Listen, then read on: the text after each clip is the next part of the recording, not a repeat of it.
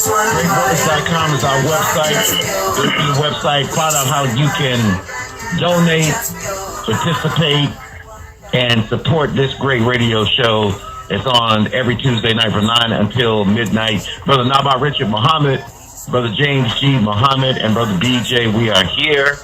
And we want you to call in as well, get in on this conversation. We're going to talk about the DNC.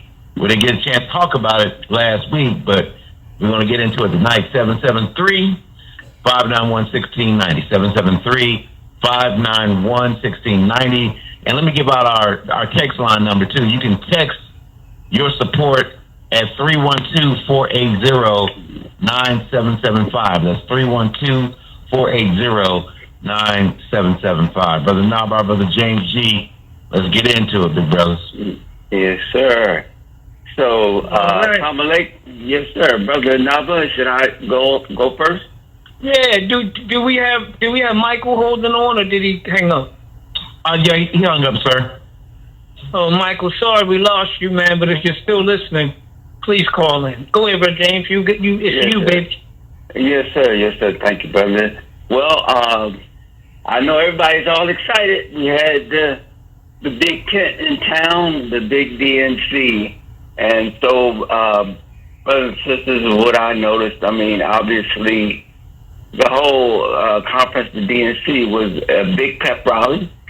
It was a pep rally that ended with the delegates from across all the states, the United States, coming into town to nominate a candidate to represent the Democratic Party for the office of the president. And for first time, you have a black woman who is the head of the ticket. Her name is Kamala Harris, and we congratulate her for having that ticket. I don't know why she would want this job at this day and time, but evidently she wants it, and so she's got the nomination.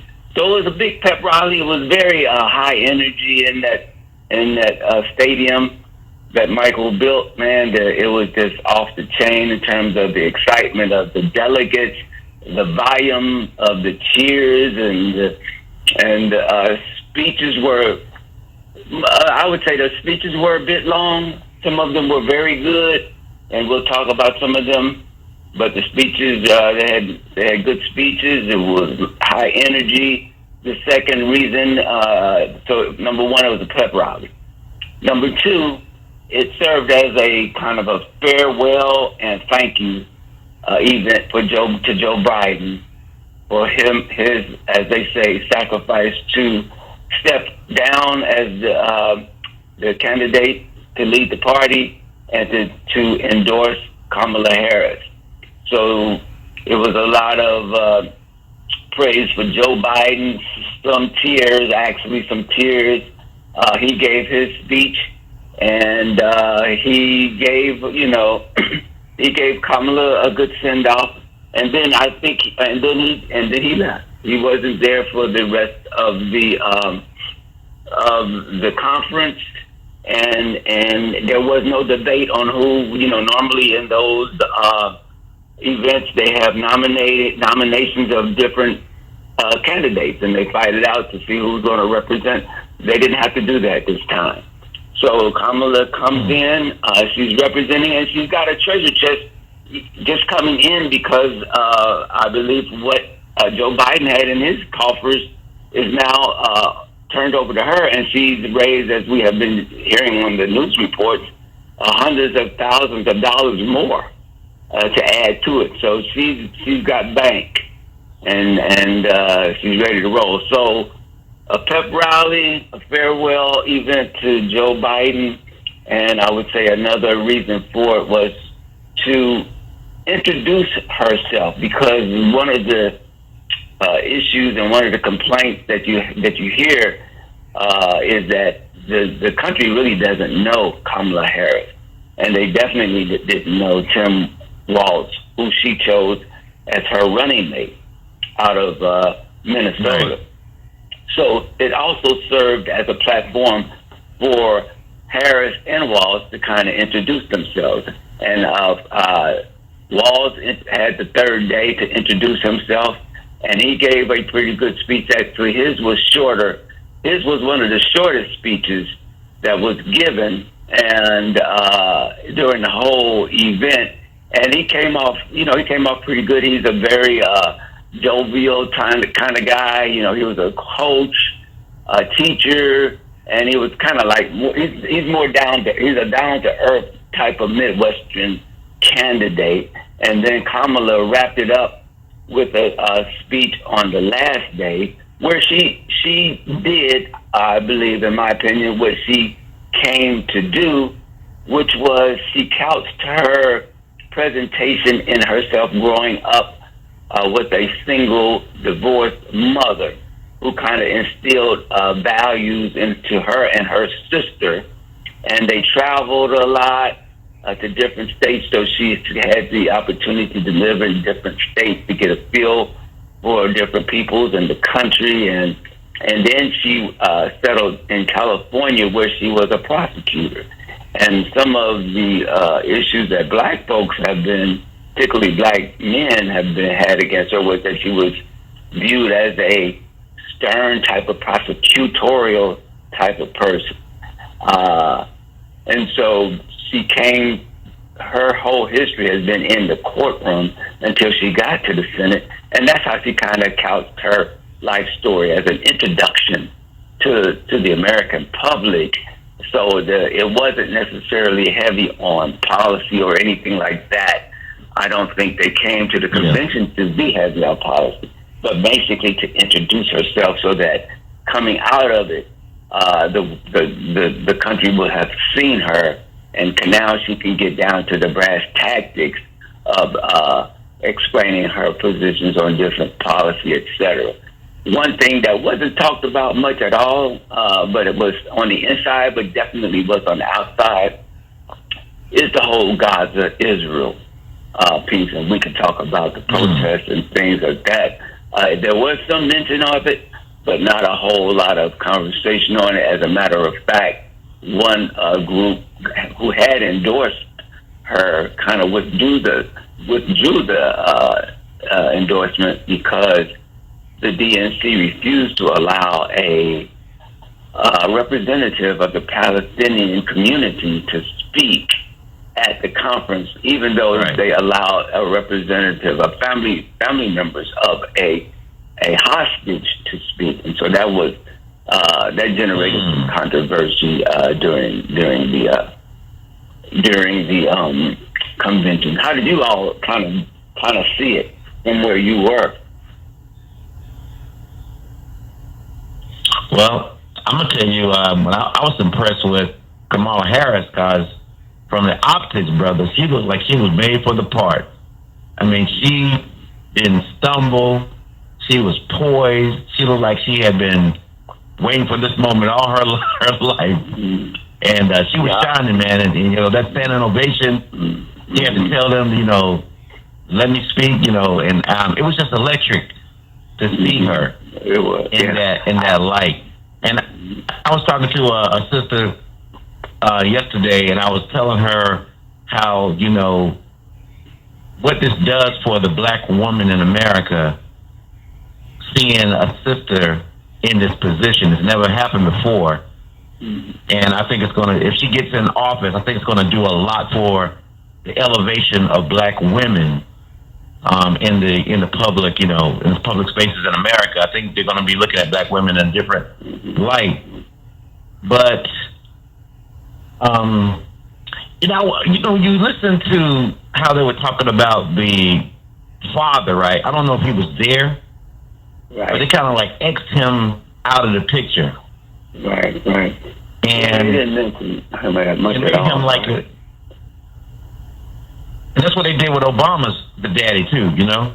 Like they X'd him out, minimized him, that he wasn't an important figure. But you can't tell me that man is college educated, he's a professor. You can't tell me he didn't have an integral role in shaping her who she is today. I don't know why they're disparaging him like that. I don't, you know. No, she actually did give him some props when she did mention him.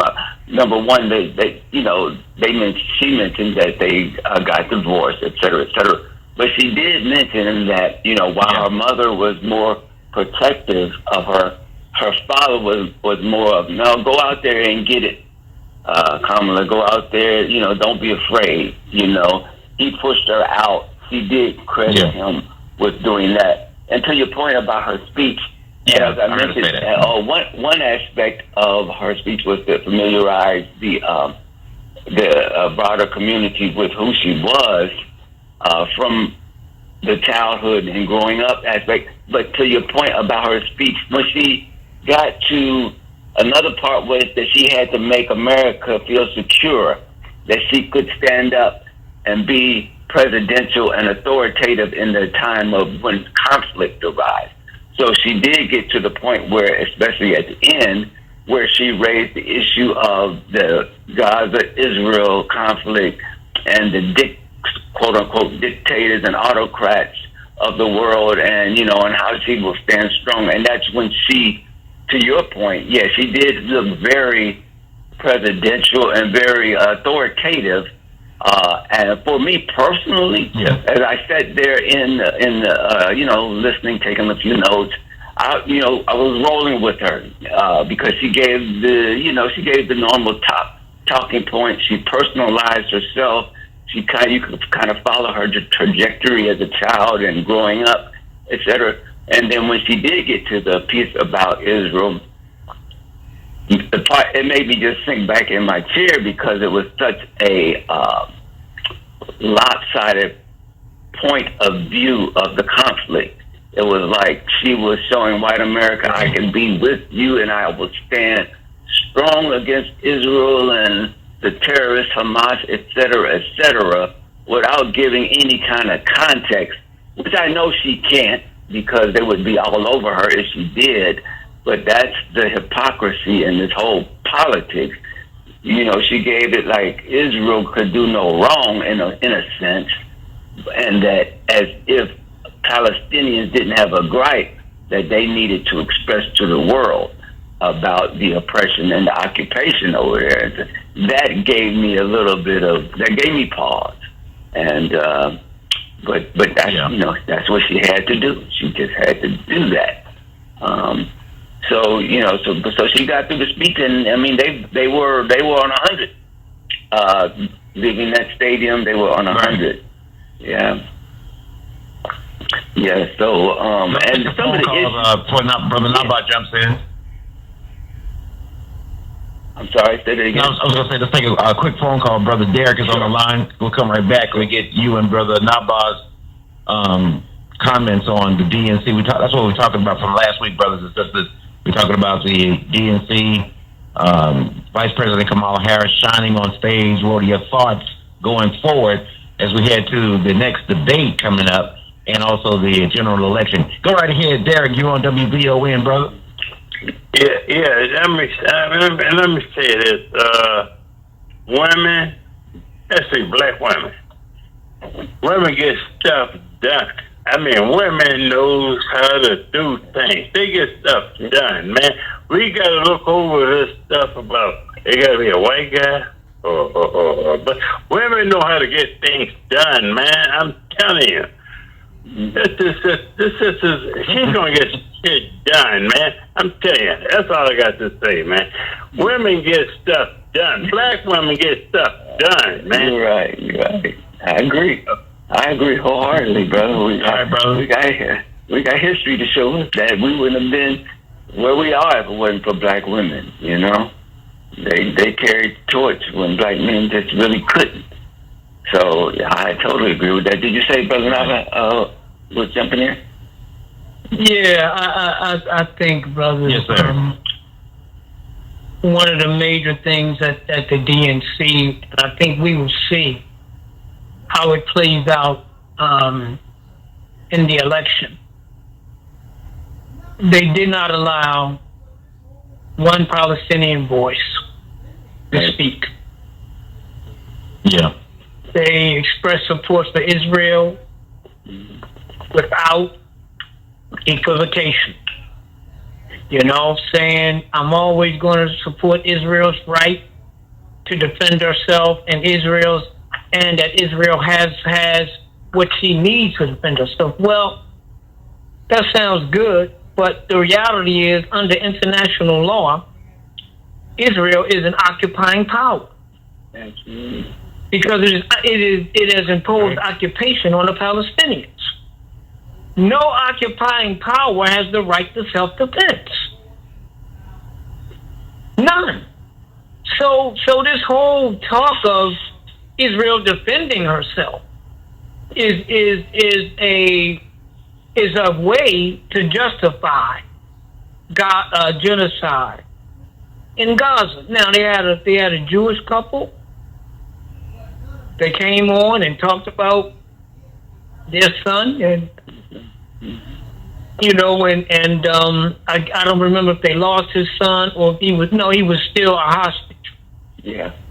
And they had a chance to tell their story and get sympathy. But we've had over 40,000 Palestinians killed in Gaza. Over 40,000. And so many more injured. 40,000. Along with hundreds of thousands who are at starvation, on the brink of starvation. We have had Israeli Defense Force troops raping male prisoners. You hear me? But none of these stories were told. They didn't even give a Palestinian family, man, look, this thing is very real. Our brothers and sisters in particular in Michigan and other Muslims, these are their literal family members dying over there, man. Whole families being wiped out. So it's going to be interesting as this thing, because like I said earlier, I ain't heard no Palestinian American groups talking about, we're going to change our mind. Matter of fact, there was a Muslim women's group that withdrew their uncommitted from the tariffs. movement.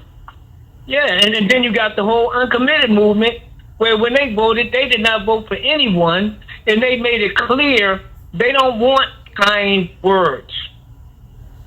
They don't want double talk.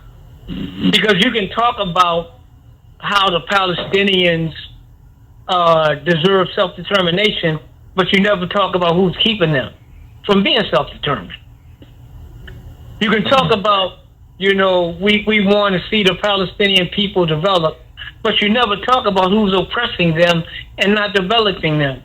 You can talk about, we want to stop the deaths of Palestinians, acting as though these deaths just happened, and you were saying, and you assign no responsibility. You don't say who's killing them.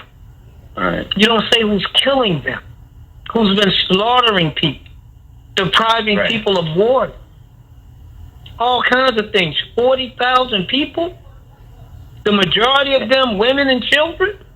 And you're giving them bombs to drop while you do it.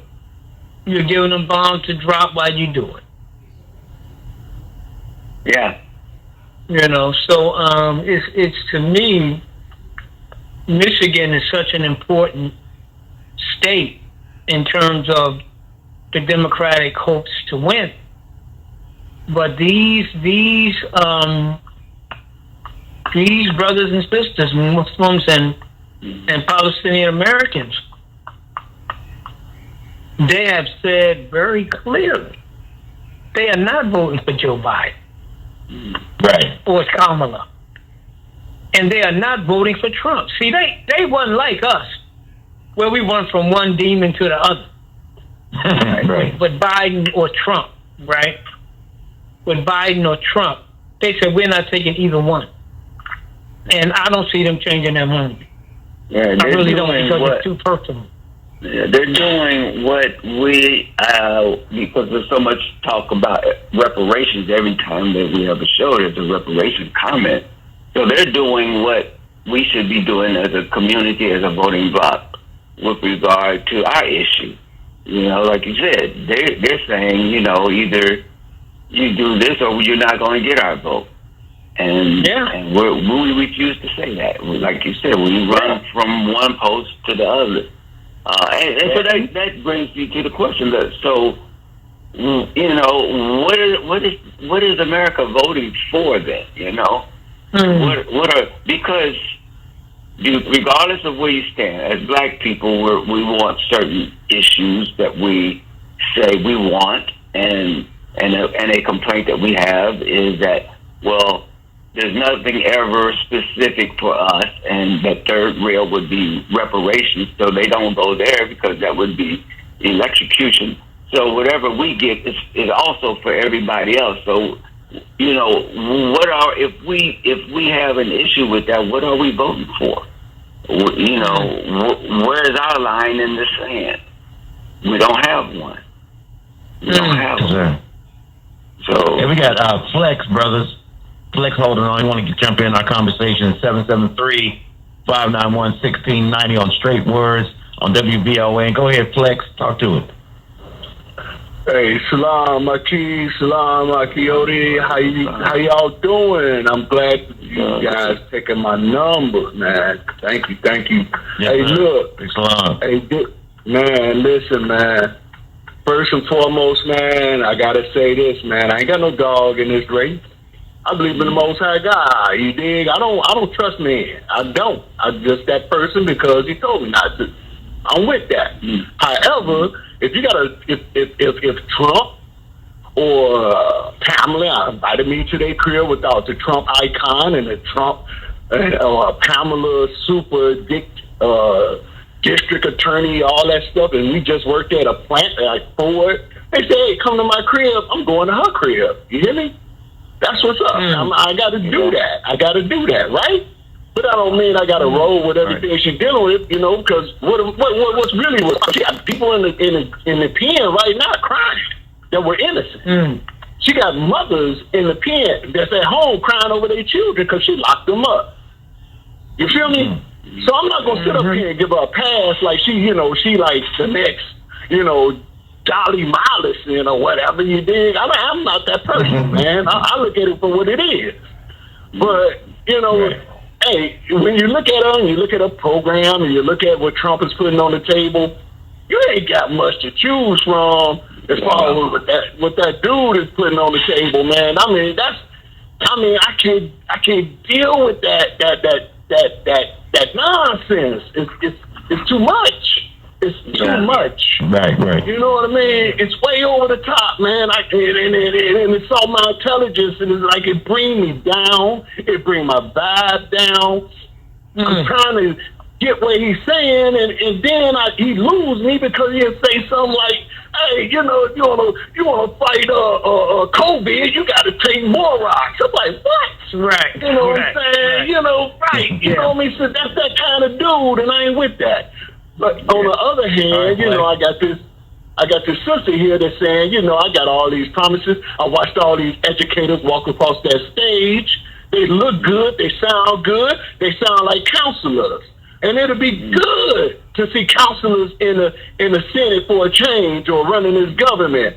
So I really don't have a whole lot in that, but all I can do is pray that the spirit of counsel overcome that group of people that walked across that Democratic stage, man, and they don't lose focus in the glamour and the glory and all that there in the moment and forget where they came from. You hear me? That's where I'm at, man. That's right. That's where I'm at on that. You know what I mean? So, yeah, that's the problem. Right, I always still forget there? where they came from. Oh, we lost him. Okay. Yes, sir. We lost him. Yes, sir. Sorry, go ahead, Brother James. No, I was saying that's the problem. Most times they do forget where they came from, and that's because we didn't pay the way for them to get there.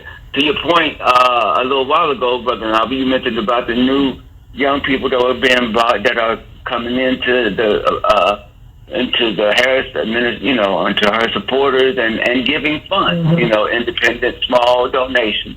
Well, they should have a voice, but will they really have a voice? They have a position a stance that they take. Even though they may be against the war, the Gaza, and they want a ceasefire, many of them still, gave a little money and will get out there and knock on doors. So they do need to deserve to be heard and have a voice and not have their have their voice not heard because of all of the other money that is coming in from the larger donors that will be pulling the strings. But to another point, two of the top issues that were discussed on the stage, in the hallways, and in the workshops, because there were 4 days of workshops and trainings at the McCormick place. Quite a few trainings, and they had a big setup over there at the McCormick place. But two of the bigger issues were the reproductive issues, which the Democrats are really going after that issue because that's one that's going to play well among women and really should, and men, because reproductive issues are very important for women and men at this point. And then Project 2025, that was another piece that they harped on from the stage and in the hallways and in the workshop. And as you all know, that Project agenda-setting platform that they wanted, they anticipate, especially when Biden was running, they anticipated taking the office and implementing this draconian set of this draconian doctrine that reshapes government in America. So there was lots of fretting and conversations about that, as well as abortion issues, etc. So, yes, sir. I don't know if that came across mostly. No, sir. You know what you're talking about, brother James G, brother Naba'a, brother BJ. We're here on Straight Words tonight on WBON 1690, getting you in the conversation with brother James G. He went to the convention and he's reporting back what happened. Brother Barney, welcome to the conversation on WBON, brother. Assalamu alaikum, family. Alaikum, Barney. Beautiful. You know, when they go to the RNC and the DNC conventions, you know, the work that they're supposed to put in, I hope we can get that, Brother James, is the platform. They're supposed to work on the planks, put the platform together. Then we're supposed to see what their platform looks like. You know, the Most Honorable Elijah Muhammad was very careful in how he was able to speak to his believers in words of how to choose politicians, because we would not work in our best interest. But since we don't have but two on the ballot, then there are some real serious conditions of the platform and the planks. That's one thing. The second thing, which is probably the most important thing, is to see what happens with the money. Where do they put that money? Where do they spend that money? And if they don't spend the money, $500 million, $1 billion with the black community, the grassroots community, then we know when they get in office, they're not going to do the same. So maybe we should have a running piece of just looking at the disclosures as this thing moves forward, and see where some of the money is spent. I looked at some of the FEC forms that they have, and already I see where the big monies went to some of the major media productions, but not for the little folks. So maybe we want to keep a running tab on that, brother. That's why I just want to chime in, brother. Yes, sir. Hey, Brother Nava has reported the black press has been crying about not getting not their fair share, but any share of that money that's been coming. Well, they said that this year they got a little money. Let me see if I can find out how much they said they got. Yeah, they got a little something. They got a little something, but it's a shame, Brother James, that the black-owned media has to beg these people every election cycle. Yeah, every election cycle. They don't carry the message. Brother, they've been carrying the whole time. I know. You know what I mean? Yeah. And it's like, wow, man. Y'all couldn't. I mean, it's to me, it is so disrespectful. And every year, or just about, some young white woman or white male comes up with some bright idea, and they get funded. But the actual money, like Brother Barney was talking about, they used to call it walking around money. Yeah. Where you had to get out and you had basic expenses, and you were hiring people to do little things. Right. You know, not, you know, it's just to fight for somebody, to fight with somebody that is supposed to be your ally. That's my point. to fight with people that's supposed to be your friend. He's not supposed to be your enemy. They supposed to be your friend. But here you are. Every time you got to turn, you don't get nothing east. Nothing. You know, and to me and now you're begging people, man. Bro, I can't stand it personally. Yeah. I can't stand it personally. To the issue about the planks and policies, there wasn't much. Oh, okay. Go ahead. Yeah, real quick, Brother James, we got Sister Taiwan. Yeah, go ahead. You're on WBON, Sister. Assalamu alaikum. Wa alaikum salam. I just wanted to say thank you all. Continue to be bold, black, and unapologetically pro-Farrakhan. But I wanted to say this. That's right. One of the things we can never forget is there is a shadow government. They can stand up and make all the promises, get as emotional, have people crying like they in a church revival. But when it comes down to what actually happened, they're not going to be controlling any of that. And one of the things, I'm not against Kamala Harris, to say, I'm against her, but one of the things I laugh when I hear the news, and one of the things Trump said that made me laugh was she been in here, how many years as the vice president, she couldn't get none of this done, she couldn't convince the president to do any of these things that she said she wanted to get done. But so she been in a place, so she also was on that ticket that was giving Israel all the support to commit genocide. Yeah. And when I think about these things, when they look at them, don't they also see us? What we see from afar will be at our door. Right. You know, these are the things that I think about. And one last point I need to make is, and I don't know but I'm going to make it because this has been on my mind. And I brought it up to a couple of people in conversation. Everybody like, I ain't hear that. To see everybody got so caught up in the emotion when Kamala Harris' husband came on and he talked about, his wife and all her accomplishments. And he said, yes, I'm a lawyer, and yes, I get credit for doing this or that. But my wife guided me back to my religion, my faith, which is Judaism. And I am given credit for the campaign being committed to this campaign of anti-Semitism, but it actually was my wife's idea. So when I think about things like, when I listen to it, my filter is the Honorable Elijah Muhammad, the Honorable Farrakhan, and the teachings. I put that filter on when I listen to all of them. And I think about all of these things. These are the things that I see. This.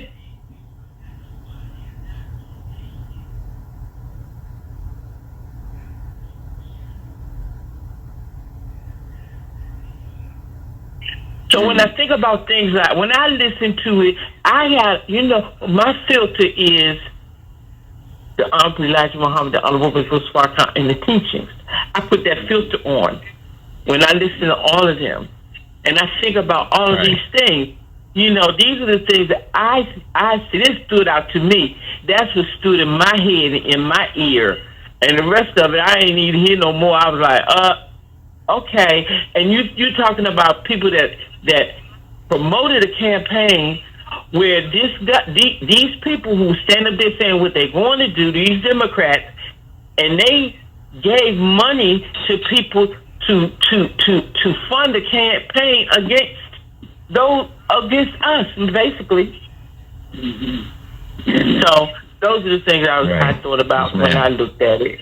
And and that's why I couldn't understand all the emotion and all this stuff, because these people are not your God. They are not going to save you. Exactly. I'm like, that's right, sister. Well, and the U.S. government, nobody that I can recall who stood on the stage has called or did call what's happening over in Israel, in Palestine, genocide. And I haven't heard any of them leading up to that actually term it as genocide when a blind man could see that. What's the definition? It's the classic definition in my mind of genocide. So, if you can't do that, that's to me what always comes back to me is all the hypocrisy. You listen to the flowery words, the high sounding goals, and you want peace, you want utopia. They promise you this, they promise you that, they raise the way to do this, do that. And it's the same speeches every 4 years. And you take a half step up, but you take a full step back every 4 years. So it's like the hypocrisy in these speeches sometimes is what gets me, because you're making these things and you can't do them. You're not going to do them. That's why I don't know why she wants to be president. But in my mind, it's you don't control anything going in. So it is about speeches. It's about getting everybody's spirit up and go out to work. But but to really bring change, you're going to have to really be strong in that office and stand up and risk risk death. Actually, go ahead, BJ. And you know what? When you want to be the president, I imagine there's this big barrel of blood. And everybody that wants to be president, you got to reach your hand down in that vat of blood and get blood on your hands. Barack Obama had to do it. He got blood on his hands.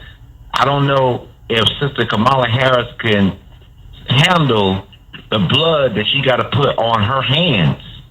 I don't know if they even consider the acts that they're going to be asked to do to kill innocent people and call them collateral damage. So Allah, God, is looking at everything that's going on, and we're not even acknowledging the people that have been killed. 40,000 innocent people killed, and you're supplying the weapons for them to be killed, and you think God don't have you in the crosshairs?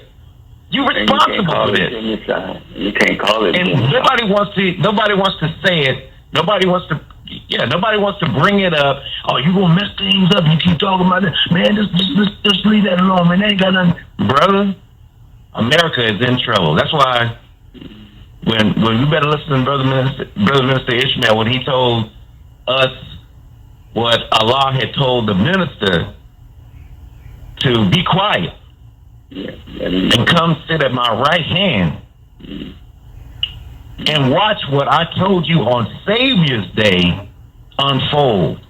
This is a dangerous situation, and man, look, what's that scripture? So, are there any righteous among us? Would you destroy, this area with the righteous in it? Well, go find 25. Couldn't find one. And so, God, get your family and get on out of here, because I'm getting ready to do my work. Man, this is a wicked, and that's what I said, brother. I mean, are we that wicked as a people that we can't feel the pain of other people being killed because you want to vote for somebody? This country is so tied to Israel. I mean, really, like, Israel is a U.S. base in the Middle East, basically. And but it seems like, unfortunately, well, I won't say unfortunately, but it seems like the tail wags the dog most of the time. And now she's just caught up on two fronts. Now you got what's going on in Ukraine, and then you have what's going on in Palestine, which will end up when they both blow up. Man, it's going to be a wholesale shipment of troops into both of those regions. That's going to, it's just going to be it'll be all nations will be joining into that effort because Russia is already in it. China won't stay out of it at some point. So you got some big problems ahead, man. To your point of what the minister talked about. It's frightening. Yeah. And we, we blind, deaf, and dumb, just following along, going along to get along. Mm-hmm. And so as you see, what do you think, like, as Vice President Harris and Walz, they're now getting ready to get out on the stump. You got Trump and Vance getting out on the stump. I wonder what you all what do you foresee leading up to the debate that's going to take place in early September? I know they're going to be out. Well, I know Trump's going to be out lying, putting out a whole bunch of untruths. Harris will be out trying to define herself, putting out some policy. I really, I'm interested in hearing the policies that are going to be maybe a little different from what has been in the Biden-Harris administration. Any thoughts on what we might be looking at over these next few weeks? Well, I think that kind of looking at the end, it's going to be a close race. And because all of the elections have been close. Oh yeah, all of them. So it's I don't foresee that changing. And that's why there's such a focus on these quote unquote battleground states and black votes, because these and again, brothers and sisters, in a sense, because of the Electoral College, we really don't have a national election. We have a state by state election, right? Because the winner is the one who can collect the most Electoral College votes, not the most popular vote. We need to understand that. So that's why there's such a focus on in different states and different places where black folks are. For example, you're talking about like Wisconsin, right? So Wisconsin is an important. What they're looking at is, what about the black turnout in Milwaukee, right? Because that turnout, that black turnout, could flip the state one way or the other, or the lack of turnout. Yep. They're now talking about some stuff possibly happening in Georgia. Michigan is another one. Arizona is another one. So I think that it's going to be interesting as this thing goes along. For me, one, is the mainstream media, will they be critical of both candidates to the same degree? And will they be willing to challenge Trump on his lies? Because I've seen Kamala Harris fact check. But to me, man, this is, again, white supremacy rules. And I don't see these people, not in the name of politics, but in the name of truth, man. In the name of truth. But I think it's going to be a close race. And we will see where things go. I don't think this Israel thing is going to slow down, because it's been accepted as this is just what happens, basically. Nobody's calling for no major change in the Israel policy. They talking stuff. They're saying flowery words, but they're not talking about changing policy. Not in a real sense. They're talking about what they want and what I said. Never what I'm going to do. You think and certainly not turning off aid. You think there'll be a ceasefire before the election? There's going to be no ceasefire. No ceasefire. Because Netanyahu don't want it. And they keep telling the same lie. We're close. Then Israelis bomb a school. Yeah. And they kill 30, 40, 100 people. Yeah. How do you negotiate people? How do you negotiate when every time you're in negotiations, these people killing people? Yeah, and then they did a preemptive strike in Lebanon. It wasn't retaliatory. They preemptive strike. saying that they did it because they thought they were getting ready to attack them. You know? Yeah. So. But at the end of the day, nobody's going to challenge them. Mm-hmm. Right. Nobody's going to stop them. So what do you? Right. Yeah. So what do you think about that issue that came up this week about if Iran attacks Israel, the U.S. says they're going to get involved? Brother, Iran ain't attacking no damn Israel. For what? To what end? To what end? Right. Iran is going to attack Israel for what? Iran is still suffering under sanctions. Right. Iran has some internal discord that it's got to deal with. This is all part of the propaganda to keep the U.S. backing Israel. They got commercials saying support for Israel is support for America and Israel against Iran. They got commercials that say that. Yeah. So it's all part of the same, man. Iran ain't looking to attack no damn body. Well, attack them for what? They just reported that Iran wanted to kind of, have some talks about their nuclear program, probably to get some of the sanctions lifted so they can get their programs back on track. Yeah, that was just reported today, so.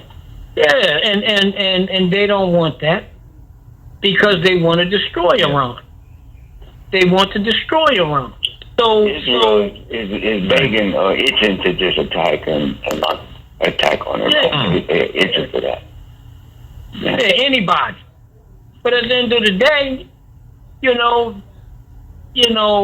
it's more of the same backing Israel with money, with weapons, all kinds of stuff. So don't look for no change in U.S. policy. I heard some guy earlier today, he was kind of,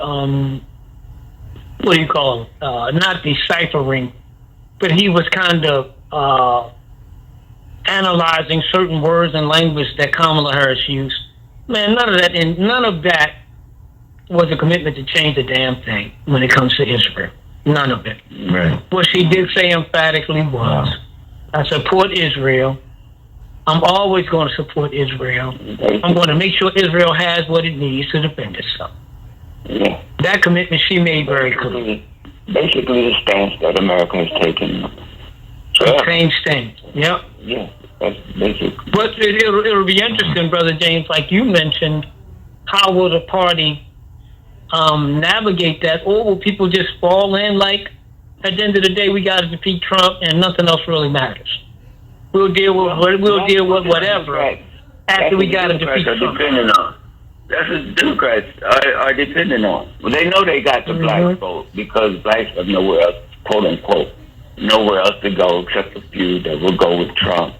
And so I think they're depending on those who are, the brothers and sisters up in Michigan, who are saying that they're uncommitted. At the end of the day, Democrats are saying, okay, you can be uncommitted. So do you, like I think Kamala said herself, well, who do you want? You want Trump? Well, right now I'm speaking, so if they want Trump, like you said, if you stay home and don't vote, that's a vote for Trump. And that's very well maybe, but they, you just have to be ready to deal with the fallout of it. Well, that's a way for them to shut you down. Because not voting is not a vote for Trump. Yeah. It has long been held that none of the above has been appropriate political speech that makes the parties then respond. I don't like none of your candidates, so I'm not voting for any of them. Then the parties are supposed to respond. But this is that trick bag. Right. This is that trick bag. This is that what I call fear of a white sheep politics, man. But the brothers and sisters in Michigan, man, they have made it very clear. Well, you're going to suffer. They like, well, hell, bring it on. Whatever it's going to be, bring it on. But we're not supporting you with the killing of our people. And they are not equivocating that I've seen. That I've seen so far. Yeah.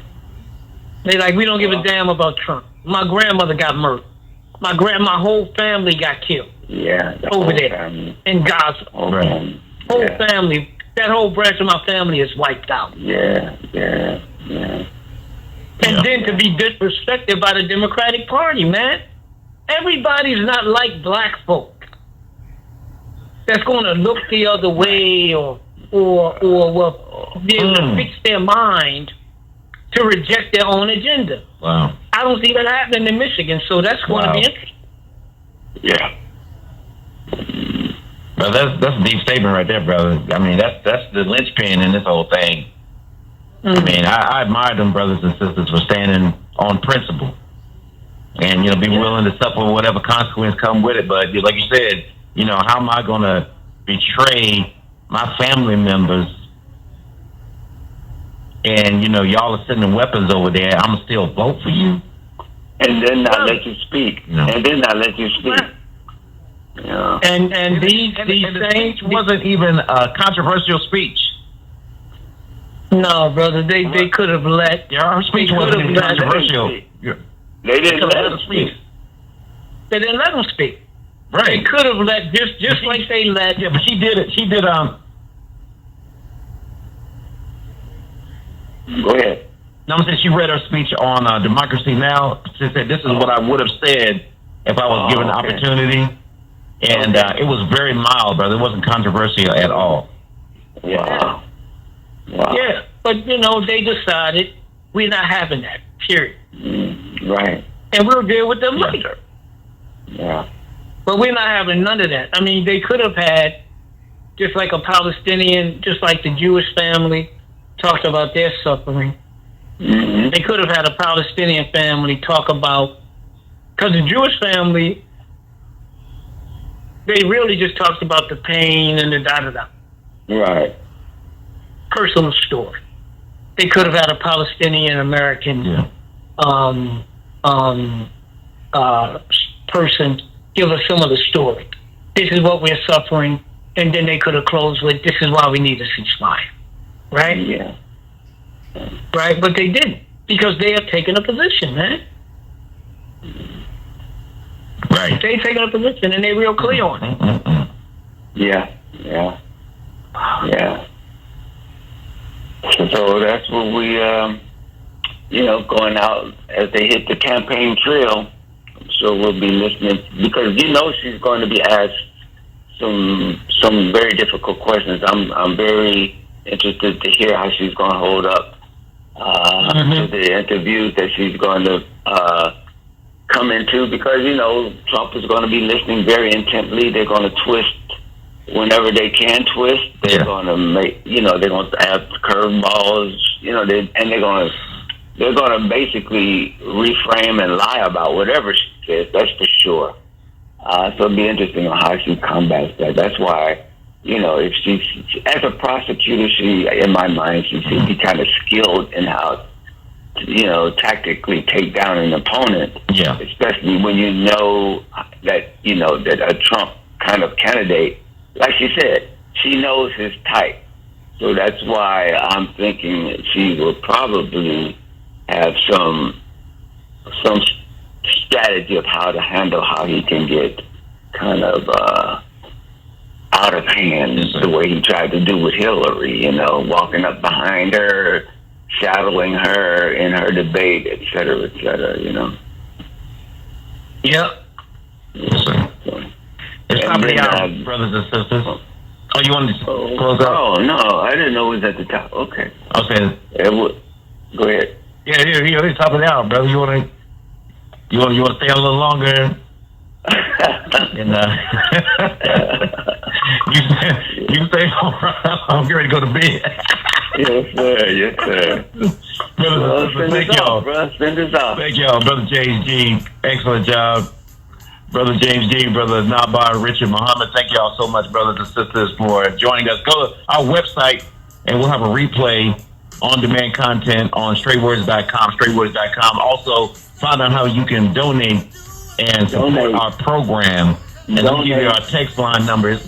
It's 312-480-9775, 312-480-9775. Please, whatever you can give, we would appreciate it to help us continue the mission of Straight Words right here on WVON. All right, Brother Deontay, our producer in Chicago, Sister Jeanette in Charlotte. Thank y'all so much for putting this wonderful show together.